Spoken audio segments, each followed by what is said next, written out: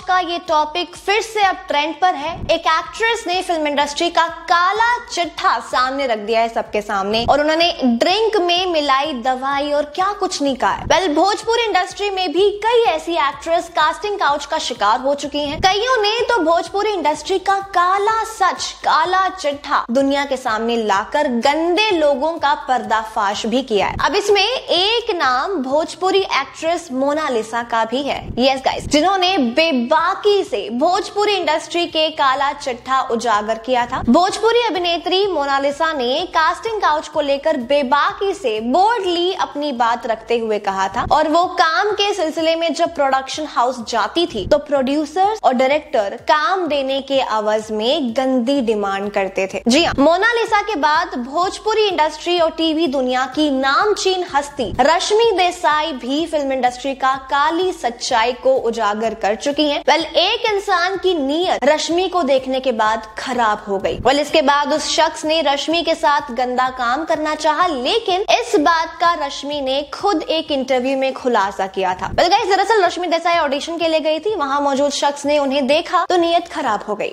इसके बाद उस शख्स ने ड्रिंक में नशे की दवाई मिला दी और गलत काम करने की कोशिश करने लगा। इतने में रश्मि की मां पहुंच गई। फिर मां ने उस शख्स की पिटाई भी की थी। जी हाँ, रश्मि देसाई के थ्रू दिए गए एक इंटरव्यू के मुताबिक जब उन्होंने करियर की शुरुआत की थी तो वो बहुत ही छोटी थी। इसके साथ ही फिल्म इंडस्ट्री के बैकग्राउंड से भी नहीं थी। उन्हें पता भी नहीं था कि ऐसा कुछ भी होता है। इंडस्ट्री के बारे में उन्हें ज्यादा जानकारी ऑफ कोर्स नहीं थी, क्योंकि वो नई नई आई थी। करियर की शुरुआत में उन्हें ऑफर मिला कि कॉम्प्रोमाइज यानी कि कास्टिंग काउच करेंगी तो काम मिलेगा। अब ये कॉम्प्रोमाइज क्या है उन्हें पता नहीं था। पहली बार वो सूरज नाम के इंसान से मिली थी और उसने स्टैटिस्टिक्स पर सवाल किया जो कि उन्हें पता नहीं था और उसका मतलब भी उन्हें नहीं पता था। सूरज पहले शख्स थे जो कि गंदी हरकत करना चाहते थे और छेड़छाड़ की कोशिश भी की थी। एक बार उसने कॉल करके बुलाया, रश्मि अकेले ही पहुंच गई तो देखा कि वहां कोई नहीं है और ना ही कैमरा वगैरह है, ना सेटअप है, ना कुछ। इसके बाद सूरज ने रश्मि की ड्रिंक में नशीली दवाई मिलाकर